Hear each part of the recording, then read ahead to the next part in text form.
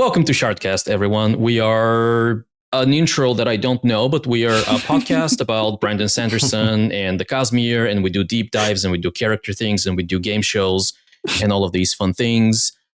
Today we have a bit of a special episode, but before we get to the reason we have a special episode, in case it's not in the title, but it's going to be in the title, you know how it is. My name is Evgeni, and I'm joined by Marvin. Hi, I'm Paleo. We are also joined by Veronica. Hello, you'll know me as Cheyenne Sedai. And we found a guy in a warehouse somewhere. His name is Isaac Stewart. Hi, Isaac. Who are you? Hello. I'm head of creative development at Dragonsteel. Very fancy. And I go by Argent in a lot of places. So we're doing a bit of an interview with Isaac here. Why don't we start with just a quick kind of a recap of the major, like, what does it mean to be head of I was going to say head of VP. That's not what you do. Head of creative, Isaac. Well, we're still trying to figure some of these things out as the company grows, because, you know, I started, at least at the company, as a map maker in Brandon's basement. And for all I know, that's what it was going to be. I was not very far-sighted in that. Yeah, far-sighted is the wrong word. Looking far ahead in how that would be in the future. We hoped that Brandon would get more popular and that his books would catch on because we love them. I would be a fan even if I wasn't working here. I would love the books and want to dive deep into them. But every few years or so, we would see these moments that maybe had been building behind the scenes, but we just didn't notice them until things happened. Things like the release of Words of Radiance, where we started to think, wow, that release seemed like kind of bigger than the last release. Things like that, where the company would grow, and the popularity of the books would grow. 2020, we ran a Kickstarter for the leatherbound of The Way of Kings. That was another moment where things, you know, we're like, wow, these books are more popular than we realized. And then again, this last year, when we beat the Kickstarter record of all time, we did. I don't think we set out to do that, but boy, what a surprise! And just a tribute to all the fans and readers that love Brandon's work. So I guess that doesn't tell you much about creative development, other than I just thought I was going to be in Brandon's basement till I died. But in that time, as the company has grown, I've taken on more responsibilities, art direction, designing books, designing leatherbounds, we've always worked with product and different things like that, concept art. So creative development's job is basically to work with Brandon and Dan now on, as ideas come from that direction, we develop them. We start to ask questions. Okay, you want a planet that's like this? And they've thought out a lot of things, and then we start asking visual questions. Well, have you thought about this? Have you thought about that? Here's some concept art. Do we like this? What direction do we go in? And we start developing a lot of the visual look of the world. So we do the branding basically for what does that world look like. Additionally, we share the burden of branding, corporate branding, with others in the company to make sure that the Dragonsteel brand looks like Dragonsteel across packaging, across all sorts of things. And I get to work with Jeremy and Adam closely on the things that are related to, like, some of the stuff that they put out there. We consult with each other on those sorts of things. So there's a lot going on. There's even more than that. But we are still in the process of trying to figure out what do the different roles encompass in the company. But it's a lot of fun. I did not go to school for this. I went to school for science and then art, but not business. I mean, both of these have their place in some of the things that you do, right? Mm-hmm. I'll say, before we move on real quick, this is going to be full spoilers. So if you want to reference anything, we're fine talking about Lost Meadow. We're fine talking about Tress. That's not a problem. Okay. Well, so what we have for you is kind of a series of topics that we're gonna run a bunch of questions, and we'll just blab about things, if that's all right. Cool. Yeah, And this is great. we'll start off with a project that has now finished, asterisk, Kind of. White Sand. And what I want to ask there is the Omnibus is now in the hands of most people who are interested in that product, either physically or digitally. And you were very, very heavily involved in that. And specifically the prologue and the Chris Ars Arcanum pages journal thing. I wanted to ask, how did you go about coming up with this brand new, mostly, I mean, it is original content, even if some of it is adapted from the original prose. How did you approach adding all of this stuff? It was a big job. This started actually in Germany. It was on that trip where I met Marvin. And after we went through Stuttgart, and then I think we were down in Munich, and then we took a train back to Berlin. And Brandon and I were in Berlin and eating at Gendarmenmarkt. Is that correct? Am I saying that right? Yeah, eating there and really enjoying kind of the ambience. I love Germany. Just so you know, I've lived there twice. I love it. And the people there are awesome. Food is great. I could go on. We could do a podcast about this and it would be amazing. Anyway, we were sitting there eating amazing German food and talking. And Brandon said something along the lines of, I really need to make sure that Taldane is brought into harmony with Cosmere lore.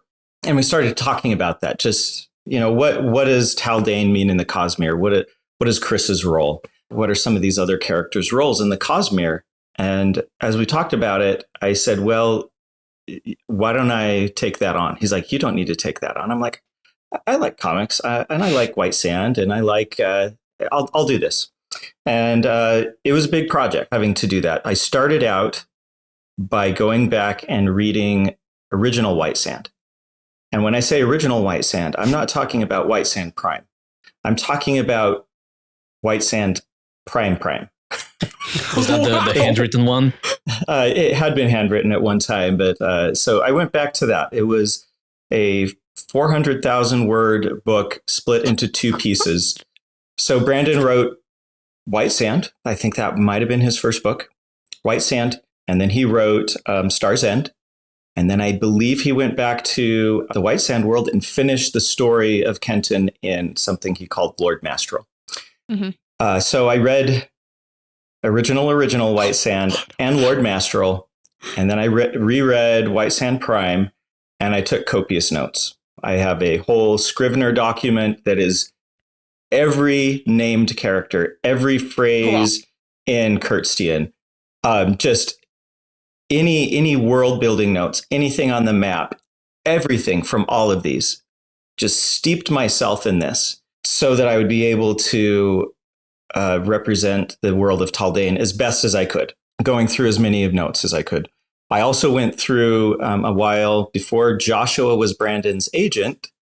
Brandon sent White Sand to him and Joshua had notes. And so I looked at those notes and I said, okay, what did Joshua like and also recommend be done with White Sand? And we'd been able to do a little bit of that in the original graphic novels. So anything that I say here is to not, we are standing on the shoulders of those who worked on that beforehand. And we had a little bit of a hand in that, working on it. But Rick Hoskin, who had become a good friend, and the Dynamite people who have been supportive of this, I mean, I think they were a bit worried when we came to them and said, so I completely redid this book. What do you think? And but it makes it sound like we completely redid it. I did go through it line by line. I went through it line by line with the original manuscript, with the things that Brandon wanted revised in the story, with some things that I came up with myself that I then ran by Brandon and said, what about these things? What do you think?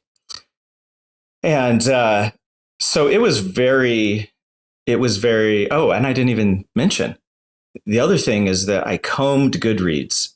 I combed Amazon. I pulled up as many reviews as I could find to see how did fans react to the original graphic novels. What did they like? What did they wish had been different?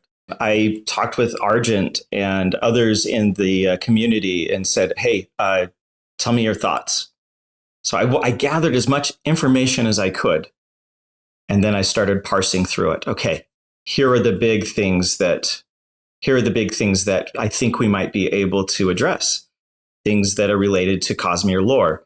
Things that maybe there was a page here or there that the layout might be a little confusing. Erasing fans. Electric fans and electric lights. Electric fans, not people fans. Yeah. No, yeah, not erasing fans at all. I drew more fans in there. No. At the infamous boombox. In the boombox, yep. We we erased that. At one point, I started bringing in Ben McSweeney to help with redrawing a few things here and there, and also my brother, who was good at Photoshop. Oh. You'll notice his name in the credits, Dan. He erased and did touch up on so many different panels that I asked him to work on as well. It just became a big job. But rewrote the scripts, adding in using Rick's originals and making adjustments, changes here and there. Rick did a fantastic job of the adaptation. But I just made sure that on every line, was it the original intent of Brandon? Trying to guess a lot of these things. So I have, and this is kind of interesting here, I have this giant binder that has all of White Sand in it. It has printouts of the comics where I check things. It's got, I have documents and Google spreadsheets and things where it's like, this is this person's point of view, this point of view, this point of view. How can I switch them around to make it more the intent of the original manuscript? What are we missing? Well, it turned out that one of the things that as I read through it that I was missing was I felt there was something at the beginning where people weren't attaching to Kenton as strongly. They weren't attaching to his motive as strongly. And so that's where we get a new prologue with Kenton in it. Nobody was attaching to Chris. So we went back to what Brandon had written in White Sand Prime with Chris, adapted a lot of that, tried to make sure that she had clear motivations, that she was an interesting character, and somebody that you could really enjoy being with. So did the same thing with Ace, who's kind of the third of that triumvirate of characters, saying the exact same things. How do you attach to this character? How do you make her motives clear and interesting and her likable, even though she's antagonistic through the story? So anyway, that's probably more information than you ever wanted. I've spoken with people from Dragonsteel before. Yeah. We get more information than we ask for. It's how it works. Yeah, but it was kind of fun. So it went from the binder here, which I also would print out some of the pages, especially at the very beginning of that first graphic novel of the 3. I printed out pages and said, okay, how can I would cut out panels and started moving them around, saying, okay, how can I tell the story the way that I feel it needs to be told with the art that we already have? So that you'll notice that there are some differences, especially in that first graphic novel, that first part of the graphic novel. But and then I would do tests where I would print up I don't know what you call this, kind of a preprint thing, and then go through it, have people read through it, make notes. Another one of the things that we noticed is that with a graphic novel, you really don't get the world building that you get from a novel.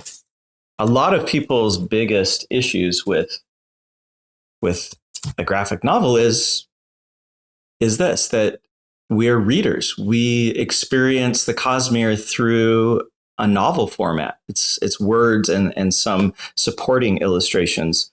And so the things that a novel is good at aren't necessarily the things that a graphic novel is good at. And so pulling readers who are used to novels into the graphic novel space there's going to be some speed bumps along the way where, okay, how do you deal with this world building? We can't just, you can't do it. You're not showing people's thoughts all the time. There's just different ways to do it. And one of the ways we chose to kind of address that is something that comics does really well is actually info dumps. And that's basically a comic that wants to build the world says, okay, issue 1. Now we have an extra page at the end of issue 1. Let's talk about some aspect of the world. And it's sort of like this bonus content. And that's what we did with Chris's in-world journal entries, is addressing things, trying to keep them close to where they are introduced in a chapter, where in the book they would have talked about this, or they would have shown some of these different things. Now we have a world building piece where we can info dump a little bit. But we didn't want them to just be info dumps. Mm-hmm.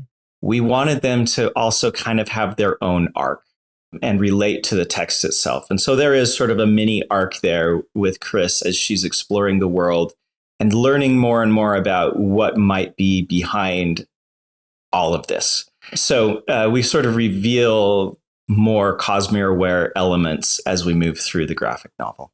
Anyway, again, more than you ever wanted to hear, but there you have it.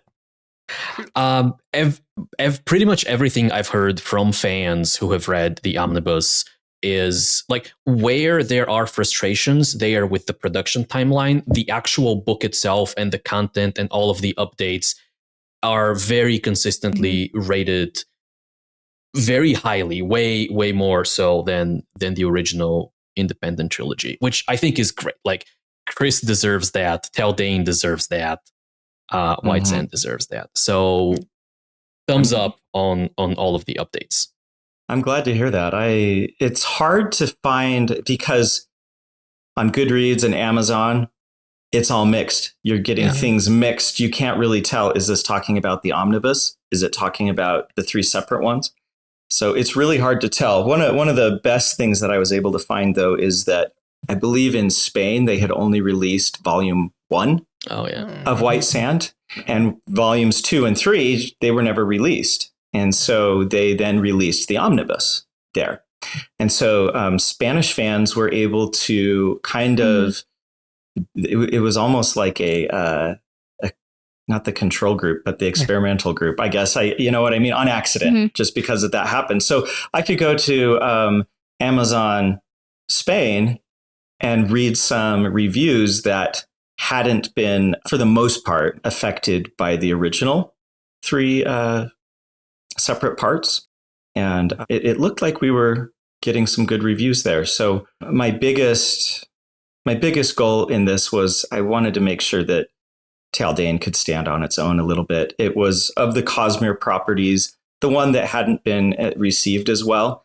And I kind of wanted to bring it up to something where it's like, hey, yeah, you really should read this Omnibus because it's part of the Cosmere. Yeah. And on the Spain point, a friend of mine, my co-host from the other podcast, is Argentinian, and she can definitely attest to the fact that like the Omnibus, like, it changed everything, because the original like graphic novels, she only has the first one, and she looked for the other ones endlessly and couldn't find them. So I'm glad she was able to get the Omnibus. The Spanish publisher did a fantastic job putting that together. It's really nice. All right. Moving on a bit, but not too much, because we are still staying on Taldane. We have heard talks before about, you and Bren have talked before about a sequel of sorts to White Sand, sometimes called the Arcanist, or just a Darkside story. What is the current status of that? Is it still planned? Is it still planned as a graphic novel as it was initially? Is it now a novel? What can you tell us about that? I can say that it's up in the air. It's up in the air. We know that there's a story there that we want to tell. I know what that story is, at least the large beats of it. I have tons of notes. I've started fleshing out, what are the cultures on that side of the world? What are the plants? What are the animals? How does the Eye of Rhydos work into this? Anyway, I had to do a lot of that anyway to write Chris's prologue, because I wanted to make sure that by the time we got to Darkside, that we weren't painted into corners with world building that we didn't want to then have to work through, right? So you'll notice that from White Sand Prime to the graphic novel that we've changed a few of the wordings of things. So we have things like the star marked rather than sky colors. We call them star marks. There are things like that we had to get into in general to figure out, okay, now we have this about Darkside. We think we can give enough about it now in the Right Sand graphic novel in order to tell this and not feel like we're painted into a corner on a later book. We don't know if it'll be called Darkside or if it'll be called Arcanist. One of my goals with it would be to make it an entry point so that it wasn't necessarily make sure you read the graphic novel, then you read Darkside, that you could pick up either one of them and it could be an entry point. Kenton's really the focus of White Sand, with Chris having a supporting arc there. But this Darkside book would be Chris's story. Oh yeah. This is, why does she write the Arcanums? We get a little bit of that. How did she become more Cosmere aware? How does she save Ellis, or does she save Ellis from Emperor Skaven? These are a lot of the questions that we have. What happens to Bayon? Oh yeah. we know we know from later books that he is Cosmere aware. Does Naz factor into any of this? There's Argent, you give me this quizzical look, but we know that Chris and Naz are traveling together from time to time. They have to meet sometime. Yeah. So they have to meet sometime. Does that happen here? Does it happen somewhere else? There are tons of questions. We will tell that story. Not yet. Will it be called The Arcanist? I love that title. It's a great title. I hope so. But would it feel better as a duology if it's White Sand and Darkside? I don't know. It would be better called Starside, but boy, wouldn't it be weird if we had a book called Starsight and Starside? That just doesn't quite work, right? It's like the year that we published 5 books with the word shadows in the title. Yeah. It wasn't really 5. Yeah. Anyway, that's kind of where it is. It's not dropped. It's not dropped, but it's on the back burner while we work on some other projects. Cool. And that does make sense. So if it was to happen, or like just in general, what is the future of graphic novels at Dragonsteel?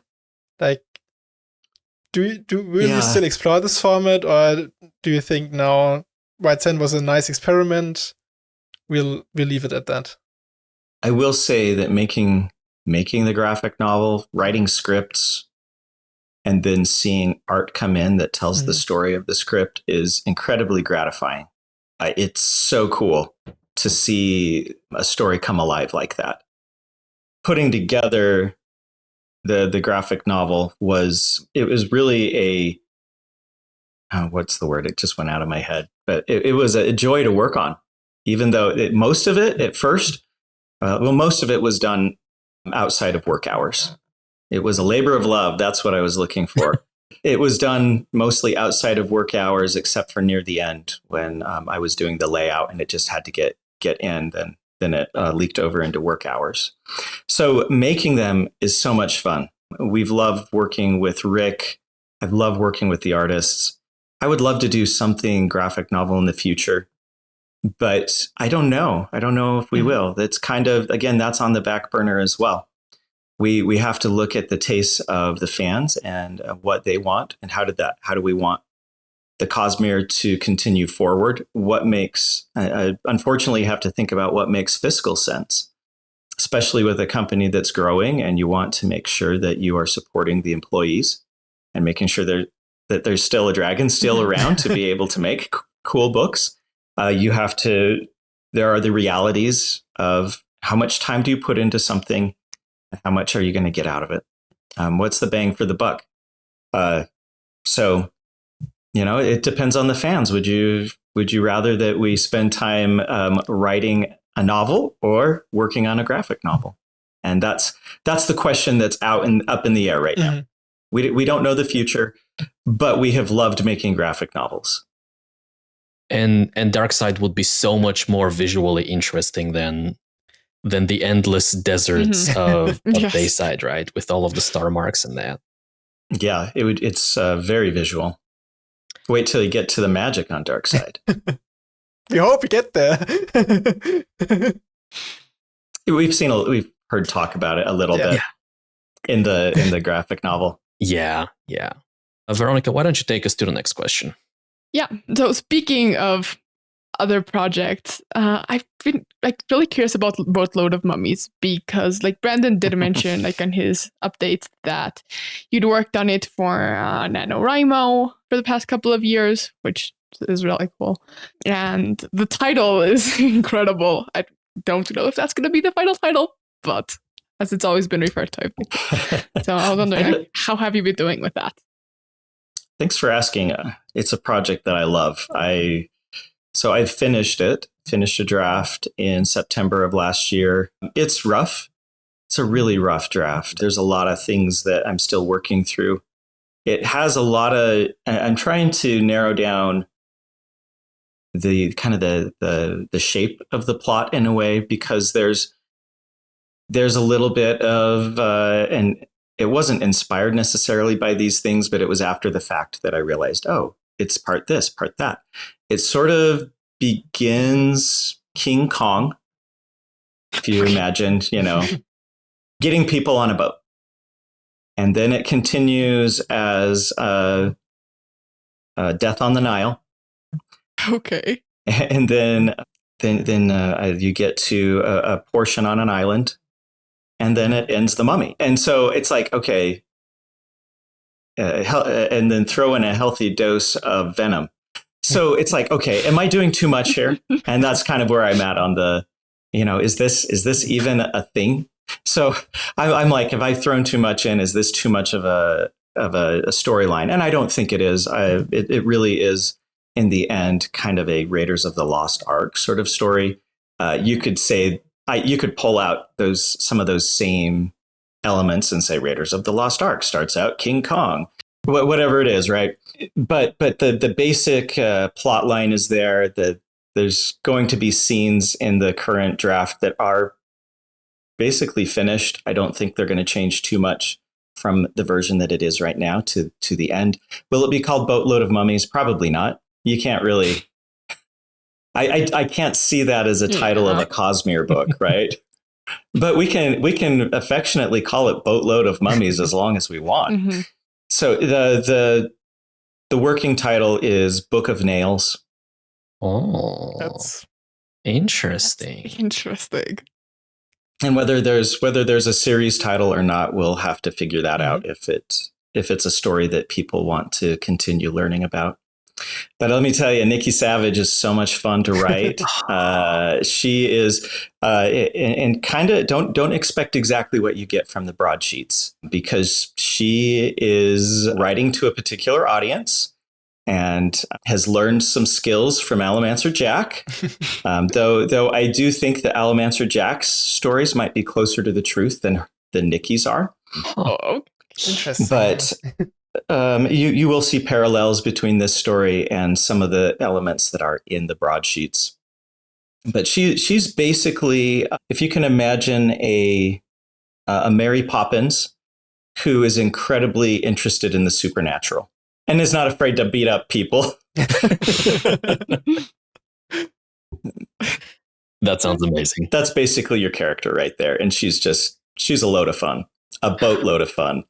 Hey. Yeah, those are all very interesting elements, but I imagine from what you've said that you still wouldn't be ready to give us what could eventually function as a back of the book blurb, this solid premise, because there are things that still might change or are too vague or you can't say. Yeah, well, let me see. We had, during the first NaNoWriMo that I worked on it, we had to kind of come up with the elevator pitch on that. And it was, I wrote kind of the not Reader's Digest, the kind of TV guide version of it. And it was, a woman with a strange magical power journeys to an island to find a mythical book that might raise the dead, something like that, right? So that's kind of what it would be. I do need to work on that elevator pitch. Mhm. But in the meantime, I'm writing the story, trying to kind of figure out. I mean, I can give you, no, I can't read that. Never mind. It's fine. I mean, you could. You could, yeah. Yeah, those elevator pitches are always so hard to do.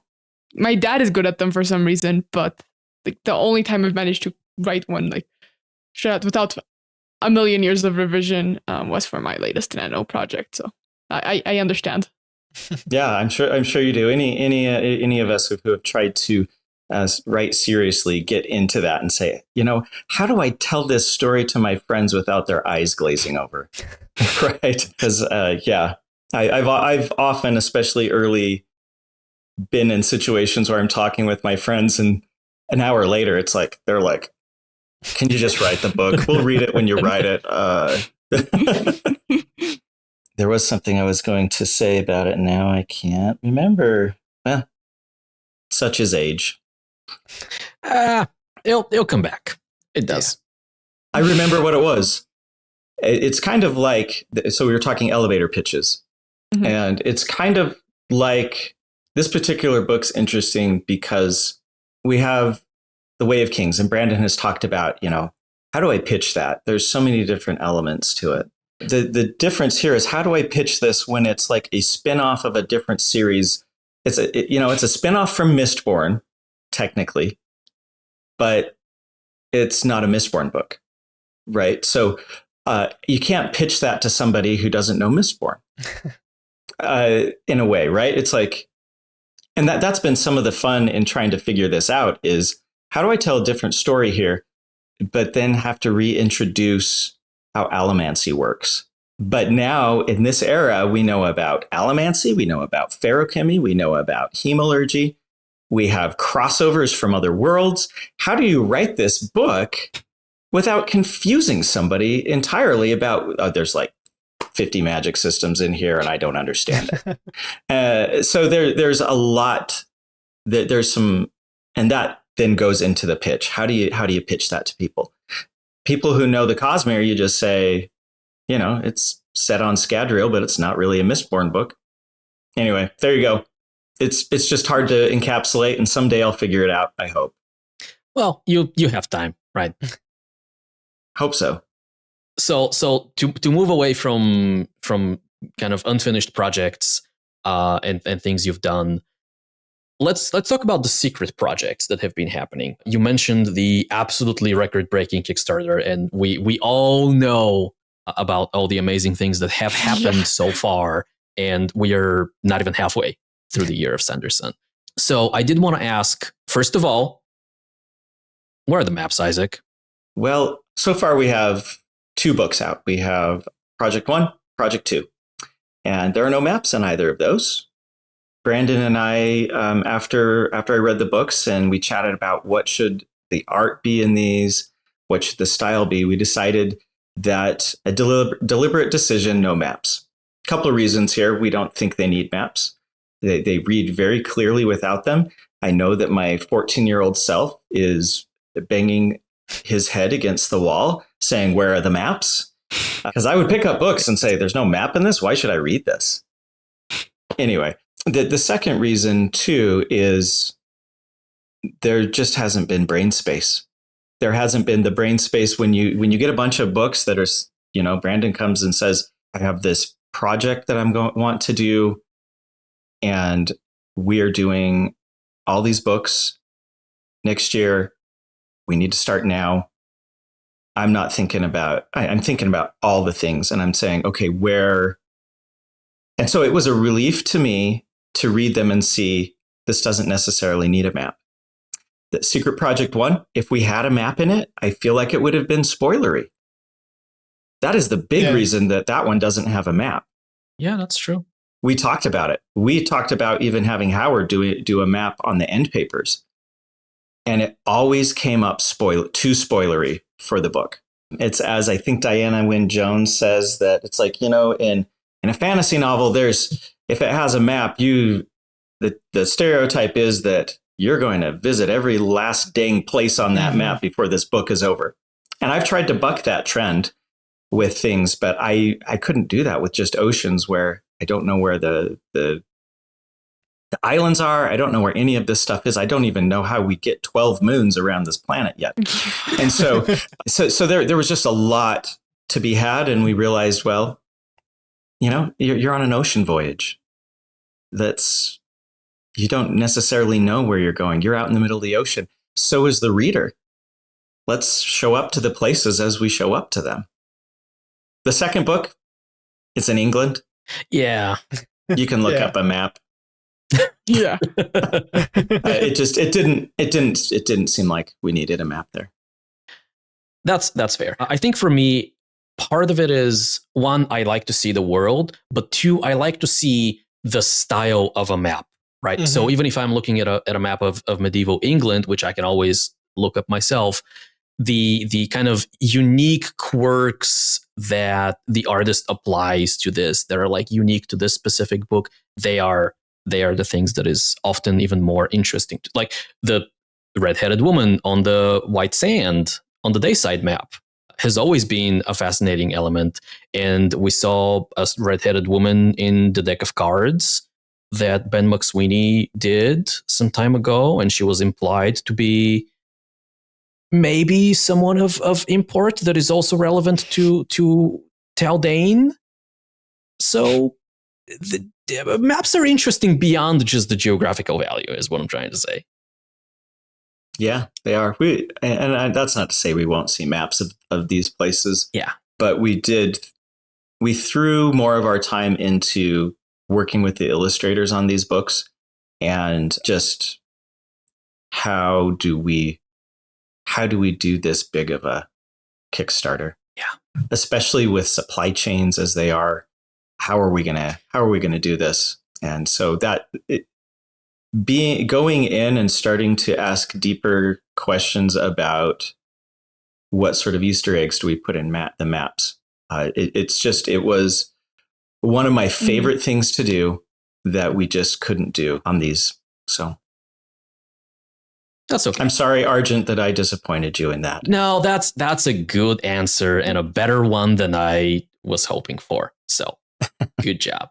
On a lighter note, but also something you can't actually talk about.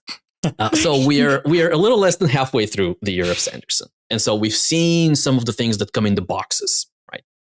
Mm-hmm. Obviously, we have half a year to go, and you probably don't want to and can't reveal what is in those boxes. Is there a way for you to talk around a certain item that is still upcoming that you are very excited for people to see? There are many items that I'm excited for everybody to see. We have tried to make and I have to be careful here because we have a product team now that I don't lead, that I'm just a part of now and then as we need to give feedback and things. So Kara and I share the duties of kind of working on products. So the product team is hard at work at awesome things. And I think that, and we've tried to put items in there that are going to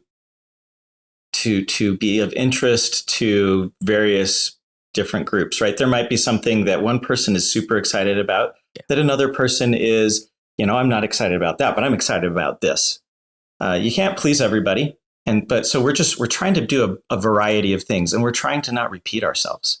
So that has been a challenge to do that. But there are several items coming up that I'm very excited about. There is one in particular, and I'm not going to tell you what box it's in. I'm not going to tell you what it is. It's just one of these things where I'm like, you know what? I've always wanted to design fill in the blank. And so the product team has been a little bit exasperated with me because it's like, that's the one thing that I care about is this thing, right? And I'm like, and I'm so worried people are going to hate it. It's just, but I love it. I think it's beautiful and useful and fun. And I hope that we'll see lots of them out in the wild at some point. Okay. We'll come back to this conversation in 6 to 12 months. Yeah. and see where we are. You can ask me what that item is. Yeah. And if everybody hated it, I just won't. I'll just say that the item was like an Something item that else. people loved, right? It's like, oh yeah, we loved that we had a working spaceship. I'm like, that was my idea, and I totally worked on it. And that's the one that I talked to you about on the White Sand podcast. Yep. And I will 100% vouch for you, so we're fine. Yeah. No, I would totally tell you the truth. So I'm not gonna lie about something like that. I'm not gonna lie at all if I can help it. It doesn't matter. So we've talked quite a bit about the Kickstarter, but you've also like worked a lot on the upcoming like Stormlight RPG. And I was wondering like how does like all that process work in terms of like sticking to canon, particularly like with the RPG, because these are meant to be like canon depictions of the characters that have been described in books that there's so much fan art of, there's so much official art of, and yeah, but there's so much going on like with the minis Kickstarter and the Stormlight RPG and the Secret Project and everything. That I was curious about how that worked. Yeah, so it started with the miniatures, where we were very heavily involved with giving concept art and feedback and helping Brotherwise mold those characters to what we see as the Dragonsteel representations of the characters. This does not erase what fans are doing or how they want to portray characters. This is just Brandon and Isaac talking and saying, what was in your head? Or if it was a little bit different, how do we reconcile this? Looking at canon and saying, okay, what pieces of canon do we need to hit really hard and stick to? And what things can we look at and maybe adjust a little, because when you draw it, it doesn't quite work. Things like that. It's been incredibly fun. Brotherwise, and they're amazing. That's why we partner with them on these things. We love working with them. They're fans of the series. They want to do justice to the art and really carry the brand forward in this visual way. The RPG, a lot of that from the RPG side of things, like gameplay, the writing of that. Dan has been working with Brotherwise on that, because Dan he's a master of the RPG, and he's also a master writer. He's amazing and awesome. So we have continued working with Brotherwise on more concepts. Basically, the way this works is they give me a list of concepts of things that they need. And I go to Brandon and I say, okay, which ones do we need to be more heavily involved in because of plans? And he tells me, and then I go back to Brotherwise and say, okay, we're going to handle these. Why don't you handle the other ones that you have there and make sure that we see them? And we will together work on that. So we're kind of approaching it from both ends of things. Brotherwise is concepting things with artists they've hired. We're concepting things in-house over here, and then we're converging them. But all of that is going through Brandon and me. There's so much art, though, that we are not going to be able to make everything perfect. Inevitably, there are going to be things where it's like, oh, you know what? We got that character's eye color wrong or something. We'll try our best to not do that. But yeah, do you have any more specific questions about that process? Yeah, actually, Brandon did mention in one of the streams, I don't remember which, that Hoid was the trickiest one to get right. And with Hoid being so important for the Cosmere and the character that has appeared in many forms, I was wondering, like, how do you go about bringing like a character that's lived in his head for so long to life? That was tricky. In the end, what was kind of gratifying about that process is that I think Brandon's perception of how Hoid looks and my perception of how Hoid looks were really close together. And I don't know if that's just because I've been steeped in the books and I've known Brandon for a long time, or we just happen to be seeing some of the same things. So it was hard to get, because he's like the first world hopper, not in a Cosmere sense. I don't know if he's the first world hopper in a Cosmere sense, but like he's the one that we all gravitate to, right? He's the first. He is Brandon's character that he loves writing in his voice. Hoid is, so integral to the Cosmere. How do you show him?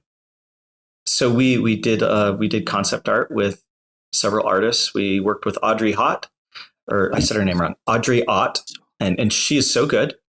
She's done a lot of stuff in the Star Wars universe. We knew that she was a fan of Stormlight. We approached her and said, "Hey, can you help us out here?" And she's been amazing. Love working with her, and she nailed Hoid the first time.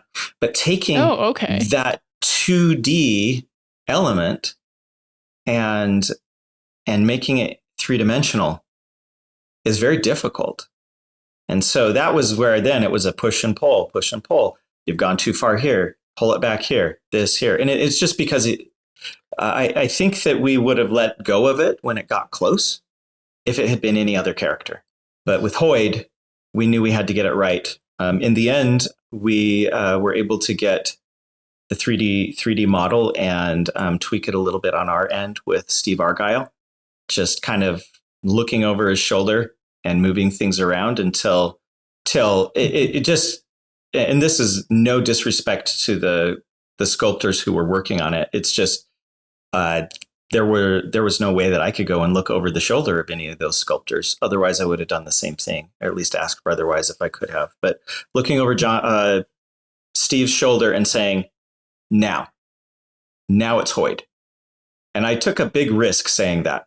Now it's Hoid on that particular 3D model. And then I showed it to Brandon in art review, and he said, "That's Hoid. We're there." So that was kind of the process there. I don't know if I can tell that story. Who's going to get upset at me for that? But that was fun to realize that on some level, my version of Hoid in my head was very close to what Brandon was also seeing. So we've been talking a lot about like collaboration in general right now, and with Dan Wells now coming onto Dragonsteel and in general the team growing a lot recently. How has your like typical workday and just in general working on creative projects changed compared to like a few years ago when you were still it's basically just you doing maps and symbols for Brandon? Like, how has it changed? Well, there's a lot more work that needs to be done. And, I've been at Dragonsteel for 10 years now. And for 8 years before that, I've been working on projects with Brandon. Even before I wound up on the payroll of Dragonsteel, like with Warbreaker, I realized I was art directing that. Because Brandon's like, "I want a different style, and you did the Mistborn maps. I want a different style for this. Let's find somebody else." So I went to my friend Sean Boyles and said, "Hey, do you want to do a map?" And he said, "Sure." So he did this. Brandon was on board, and he did this map, and I kind of helped him through making a map, and he did a great job. And so, but I didn't realize that I was that was like the proto phase of, now I'm art directing things. We just kind of grew into it. By the time that I was on Dragonsteel's payroll, we were already at one point just, we hit, soon after I signed on, we had to start doing Stormlight 2. And, so I reached out to Ben. We'd worked together before. We liked working together. And so, he freelanced on that. And I was acting as art director. So almost from the beginning, it hasn't just been me. It's been a team, but it's been a team of freelancers that I've been managing. And as it's grown, and I didn't know this was happening, but I was doing so much more than just doing art and art direction. I was building a mini legal department to make sure that we, at least for the art side of things, to make sure that we were treating our artists fairly. And, I was figuring out asset management, digital asset management, all sorts of things that I found out later that that's not the art director's job, but we just had to do it, right? And so kind of gradually I was doing less and less art. And now to we hit this point where we've done the biggest Kickstarter of all time. And I've got an assistant working with me who is working part-time and then helping with Brandon's class too. And not an artist, but a great support staff member.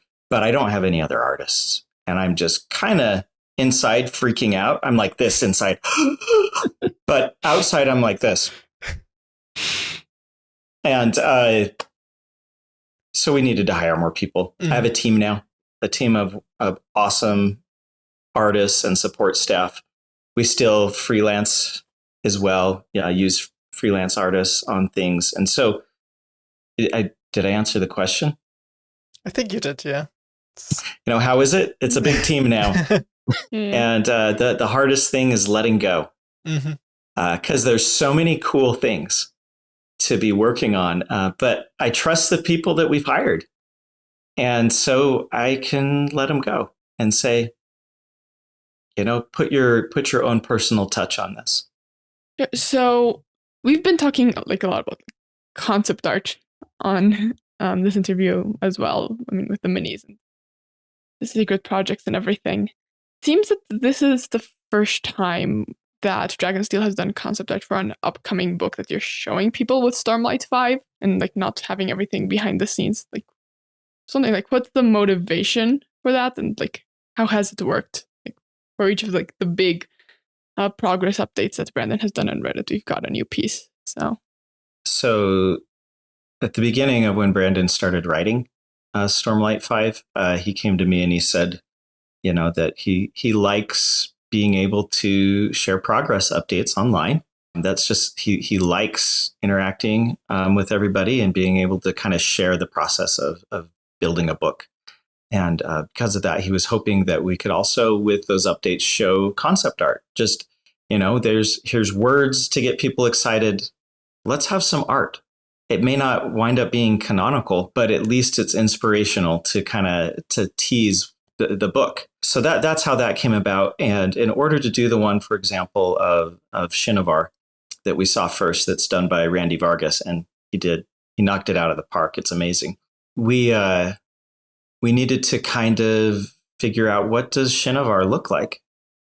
And so I went to Ben and we started throwing together some concept art, showing it to Brandon, getting his ideas on it, getting his thoughts. We don't know what of that concept art Brandon will draw on in the books. We'll find out when I read it. But it wound up being helpful to kind of have this pre-dev phase. So then we worked with Petar Penev to do a concept of Dalinar walking up the steps in Urithiru. And again, Petar did a great job of portraying Dalinar. That Dalinar looks like Dalinar. And it's amazing. So it's a new thing that we've started doing. I mean, technically, we have done concept art in the past when we're trying to figure out, okay, what does this spren look like, or that? And Ben does a bunch of art, but we're in the midst of it at that. Most of the time, we're in the midst of it. So this really is the first time where we're saying, how helpful is this on a book?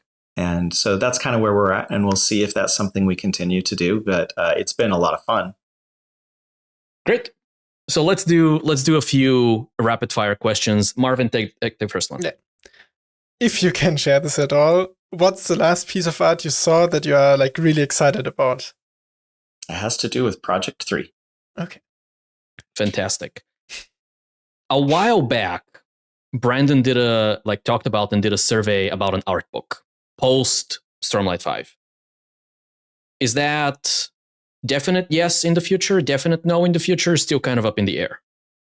I would say up in the air. Creating art books is a huge undertaking. Art is expensive.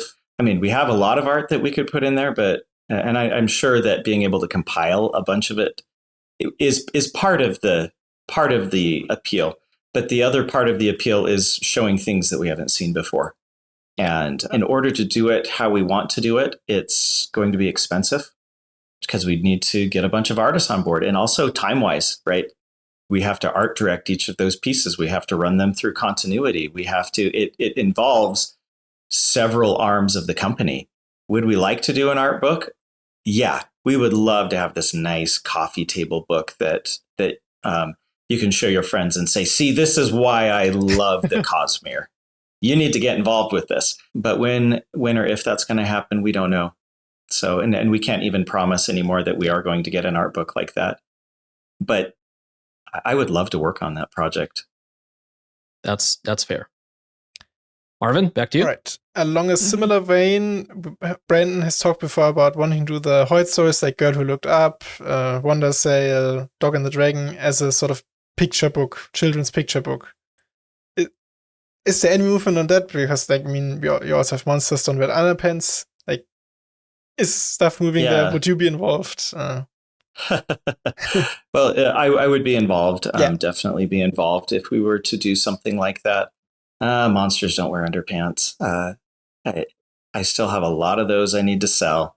And I don't want to be known as the underpants guy for the rest of my life. So, maybe I'll be known as the Boatload of Mummies guy. Mummies I don't guy. know. The Mummies guy.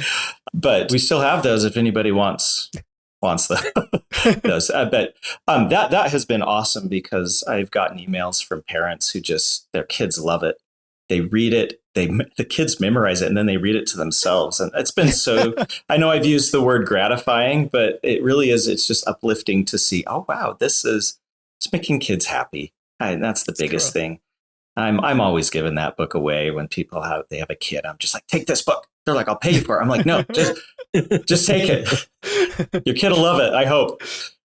But the picture books, I don't know how recently Brandon has said that he wants to do those. Maybe a year ago, I would say is the most recent. Been a while. I know he would still like to do those, but when and where? Again, that's one of those things where it's like, okay, the timing has to be right. We need to get the right people involved. So I'd say that's akin to the art book, but probably more likely to happen than the art book just because of the scope of the project is a little bit easier. Smaller. Yeah. Cool. So I want to pitch a merch idea to you, and I'm pitching it to you because it involves you, I think, and not just Kara. You know these like night lights that it's like a ball and you put it in a dark room and it projects the night sky into the room. I want that, but for the Cosmere. Yeah. Make it happen, Isaac. I will buy all of them. We have definitely considered something like that. I mean, that's something where we've said that would be really cool. So maybe it'll happen. It's a matter of finding out how many do we need to produce? Is it feasible? Can we, there are certain points where it's like, okay, it makes sense now because we can make it and it will be affordable to fans. But if you're making 10 of them, that's going to cost a lot. Yeah. That's fair. And unfortunately, the last question was Veronica's. We were going to wrap up with that, but I'll ask that for her. She wanted to know about whether we can expect any more personal projects that are kind of more your own, like Monsters Don't Wear Underpants, or are you just, or is Brandon keeping you too busy to have your own fun? Brandon is always encouraging me to do things because I've written books. I've written many. I've been so close to being published many times. We've gone with my agent to the what do they call it? It's like a green light meeting at publishers, and an editor wanting to buy it, and then a publisher saying no. And so, but I've hit a point where the writing that I do is mostly Cosmere related. I'm kind of focusing in on that. I love the Cosmere. I love the idea that I get to help build it. And so as long as I do it in the right way and Brandon's happy and the fans are happy, I hope that I'll be able to continue doing projects in there. That said, you can't, as a writer, you're always getting ideas. And so I have ideas for a Avatar: The Last Airbender book series that I want to write that just has fun characters, but I don't know if I'll ever get to it. So again, it's right now I've thrown what I have into the building of the Cosmere and building Dragonsteel because I feel like it's Dragonsteel and Brandon's books are making the world a better place. It brings a community of wonderful people together to discuss them. And, I have just always been impressed by the fans of Dragonsteel and the Cosmere, just with how kind they are. And I say we are, because this is what a wonderful community that we all get to be a part of. And I'm just grateful for all of you. And I want to continue helping to grow this. And so that's where I'm throwing my weight behind for the foreseeable future, if not forever. What a good answer. And the Cosmere is large enough and versatile enough that you can probably find a place to tell your own story that it fits, right? Yeah. At least in many cases. Well, we had Veronica back. Yeah. Yeah, briefly. Very briefly. Yeah. and we lost her again. But we are out of questions and you're out of time. So do you have any parting thoughts? Do you want to plug any promotional stuff or merch? I really don't want to plug anything. I'm very, very aware of, this is, I don't want to be like, we're selling things, just shilling things out to, here, buy our stuff. That's not what Dragonsteel is about. Dragonsteel is about, like I said, building a wonderful community. And as part of that, fans, we try to make cool things for the fans, cool things we would want. And it supports Dragonsteel continuing to make more things. That's really what that's about, is just let's produce cool things that people would like. So I don't have anything to shill. Is shill the right word? I have nothing to sell here. Just be awesome to each other. Hey, as a message as good as any. Yeah, here's my message. When you're offended by somebody, give them the benefit of the doubt. Don't react, and just treat everybody like brothers and sisters, because I think that's what any of us really want in the end, is for people to understand us and to try to understand. So there you go. Be awesome to each other. Be awesome. Isaac Stewart 2023. You heard it here first. Thank you so much for joining us, Isaac. It was a very entertaining and also very enlightening interview. We hope to have you back on the show. Yeah. Probably 6+ months from now, so we can talk about that secret thing in that book, in that box. Okay. Sounds good. But we can set that up later. Once again, I am Evgeni. I go by Argent. We have Marvin, aka Paleo, and Veronica, aka Cheyenne Sedai, joining Isaac Stewart, VP of Creative Development. Yes, that's the formal. Officially, yeah, the formal. Officially. Informally, the map guy at Dragonsteel Entertainment. We collectively are the 17th Shard, not Isaac. He's not 17th Shard.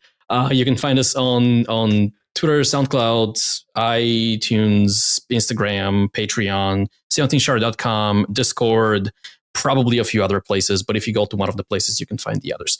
Okay, that's all. Be awesome. Bye. Bye. Bye.